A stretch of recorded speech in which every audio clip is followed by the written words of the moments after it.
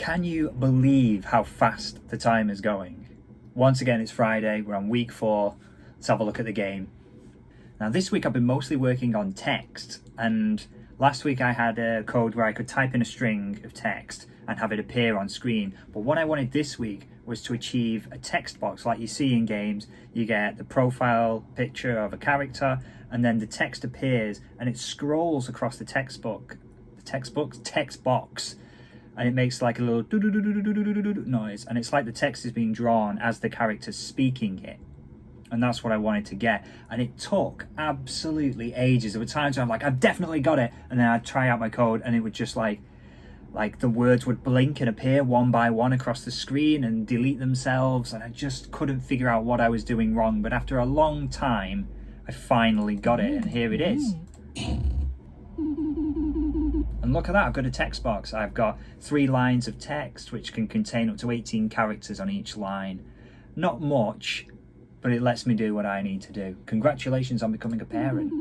I'm sure this is an emotional time for you, despite how much I simplified the process. So this character here is called Diane. If you're a bit eagle-eyed, you might have seen there's a poster on my wall in the back there, and it's characters that I've drawn over time, like for years and years. You know, like when you're in university or whatever and you've got a bit of drawing skill and you're like, maybe I'm going to draw a comic book one day and blah blah blah blah blah. Well, I had that, and those were like my OC characters, and I put them into this game. Why not? Might as well make some use out of mana. Great, so we've got the old familiar hunger bar here. Click on it. We've got the apple, so this time no cooldown. Cooldowns suck. People hate cooldowns. So now you've just got a stock of apples and you can keep feeding them as much as you want until your apples run out. You are running low on apples, please get more. Right, and now we have our first departure from version 1. In version 1 the health meter would appear here, but I've done away with that in this game. Just going to have the hunger meter. So you click on the map in the corner here, that's what it is, and you get a selection of destinations, just one for now with the apple tree, so let's go there. And here it is, and this is how you gain apples. Instead of having a cooldown, I want to have this like farm area. You have been playing some Doraemon, haven't you, Mark? Where you go and collect food. Oh, by the way, do you like his little hat? Made me laugh anyways. Who's this now? An NPC, just like Fallout 76. Let's have a little conversation.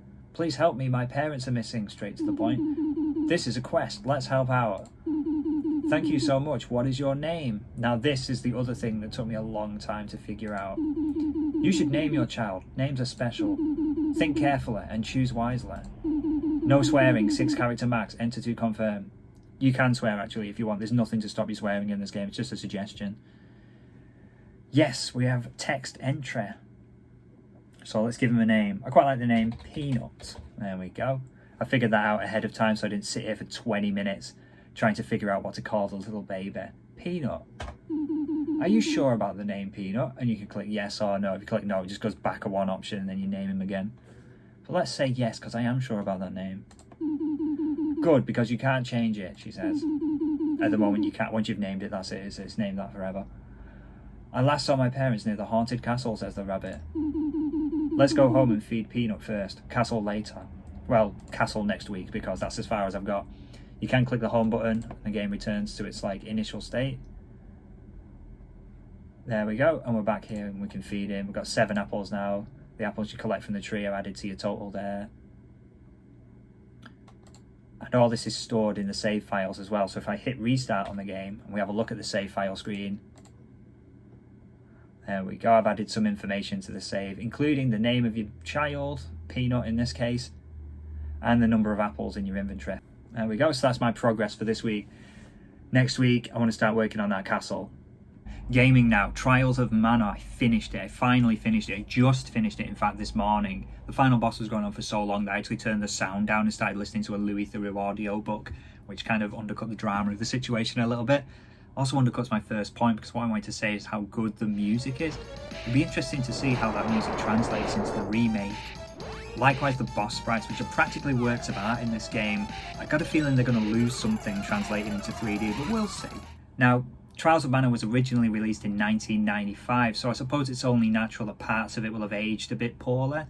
The menus, for example, are very sluggish, and like buying new equipment is an absolute chore. The combat is basically satisfying, although it can feel very stop-starty, especially when your team start learning skills and you start coming up against enemies that use magic attacks. And sometimes I found a fight would just turn into like a cloud of pixels and I would lose where my character was on the screen. Maybe it's just my aging brain, I don't know. Do you know what? I think it is me. I think it is just me getting old, because a few days ago I was watching a trailer for One Step from Eden. I'm like, this looks good. It reminded me of the old like Mega Man Battle Network games, but at the same time it's really fast and there's a lot of stuff happening at once, and I'm just looking at it thinking like, I can't keep up with this. My old man aging brain will not be able to keep up with this. Or maybe I'll try it out anyways. Back to Trials of Mana. What does hold up? The art is amazing. All the sprites are really colourful and they got lots of personality to fly in the room, lots of personality. And like I say, the music is really good too. When you start, you have to pick 3 characters from a roster of 6. And the story will change depending on who you pick. The first character you pick becomes your main and you follow their story, and the other 2 will join you along the journey. It reminds me a little bit of Octopath Traveler in that way. So as you're playing the game, your perspective will be different depending on which character you pick. Certain events will change, you'll fight different bosses, and of course, like, each character has their own combat abilities. So my party, for instance, was Angela, who's a magic user, Kevin, a fighter, and Charlotte, who's a healer, but your party might be totally different, and your playstyle might change a little bit. So I'd say it's got pretty decent replay value. Now, all that being said, where does the Collection of Mana fit in on the Switch RPG chart? That's right, we're going to dust this old thing off. Let's take a look at it. So before I slot Collection of Mana in on this list, there's something I want to take care of first. At number 5, Sega Ages Phantasy Star. And then below that, Shining Resonance Refrain and Fairy Fencer F. Now, these 2 games have their problems. Fairy Fencer F has atrocious dialogue, and Shining Resonance Refrain, you know, there's only one town and feels a little bit grindy, but they're not worse than a Sega Saturn game. So let's take Phantasy Star and pop it down a couple of places. Right.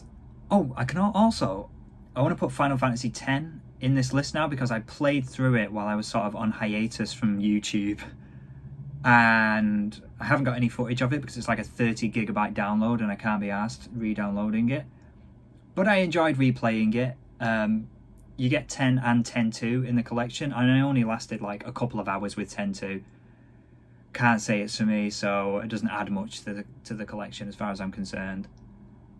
That being said, Final Fantasy X is a good entry in the series. It has one of my favourite combat systems in the series. I feel like each of the characters has their own job to do in combat, and you know what that is. The game does a good job of telling you what all the characters are good for, so combat feels active. You're constantly switching characters in and out, and you know why you're doing things, and the decisions you're making make sense.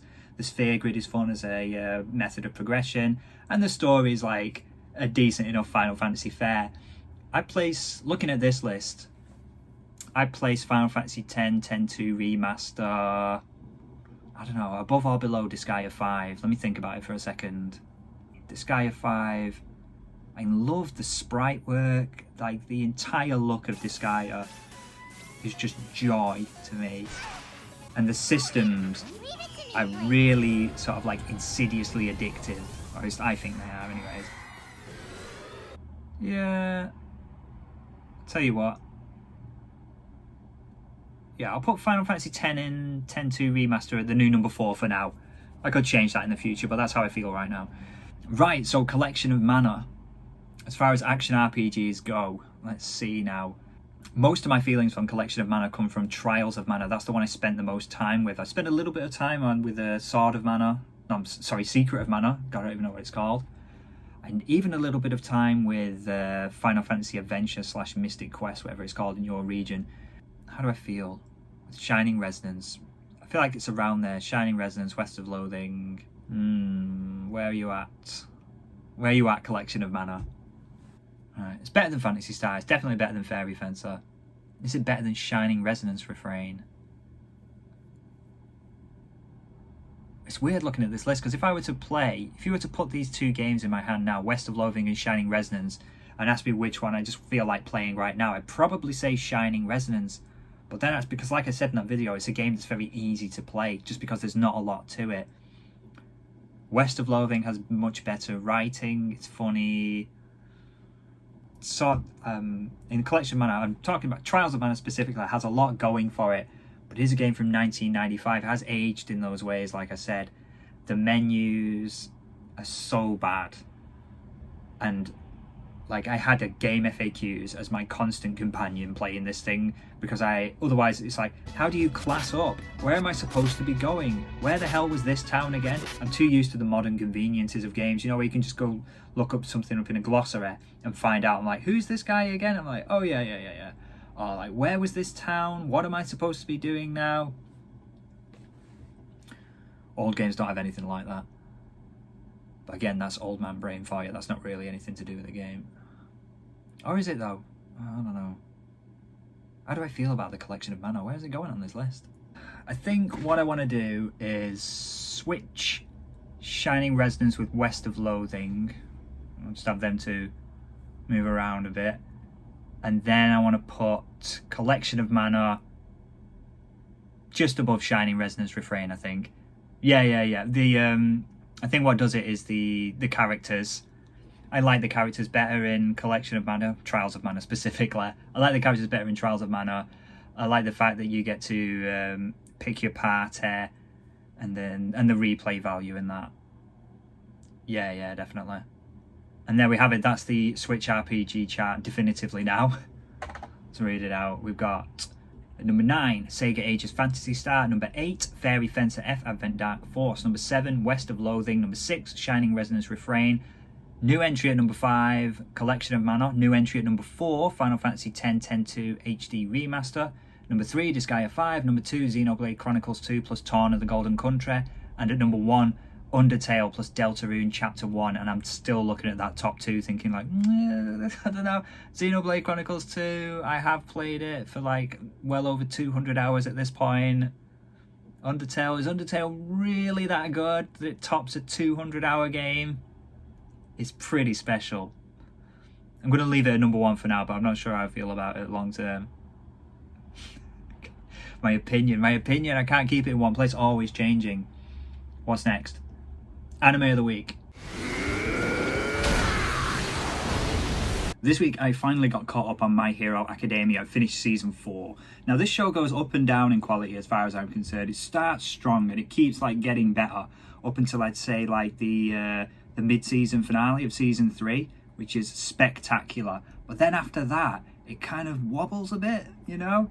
That exam arc where they introduce all the other schools, I just felt like the stakes had dropped right out of the show. Now there was some interesting character stuff, but it wasn't as compelling. Then moving on into season 4, where you had the overhaul arc, which I thought was really good, but they wrapped it up pretty quick. And I wasn't expecting that to be done by like mid-season, but they did, didn't they? And then they moved on into the school festival stuff, which again, it was like, I wasn't sure where this was going. And if you watch a lot of anime, specifically if it's set in high schools, there's a lot of familiar stuff, like the Japanese school year is pretty set in stone in the world of anime anyway. Like there's certain beats that every show hits, and the school festival's one of them. But it was fun to see My Hero Academia's take on it. I was kind of enjoying it. But what really made it for me was when these two characters showed up, Gentle Criminal and La Brava. Now these two have a strange living arrangement. I'm not really sure what the relationship is between these two characters. It's quite questionable, I would say. But just put that aside for 1 minute. I love these characters. They're amazing, and I can't quite put my finger on what it is, but they really endeared themselves to me. And they're only in it for like, what, 3 or 4 episodes or something like that. I really hope we get to see more of these two because they're fantastic. And it makes me laugh every time he puts up one of his YouTube videos or something. Maybe that's the connection there. But whatever. My Hero Academia Season 4 is what I watched this week. I thoroughly enjoyed it. It had a spectacular finale. It really paid off. Really, you know when you watch a show that you're really into and there's some episodes that are just absolutely fantastic. Really, really exciting, you know. And then it drops off a bit and you're always waiting, like, I hope it gets back to those high points of its earlier episodes. And I think season 4, maybe it's not my favourite, maybe I think that first half of season 3 is the best the show has been so far, possibly. But overall season 4 has been a good season. It's a lot of fun. There has been some drama, and Gentle Criminal and La Brava. I want to see them come back. Hopefully they do. Sorry, just fishing cake out of my teeth. There we go. That's my recommendation this week. One of the most popular anime on the entire planet. If you're into anime and somehow you haven't heard of My Hero Academia by some bizarre miracle, then do check it out. It's fantastic. Right, thanks for watching, and I'll see you next time.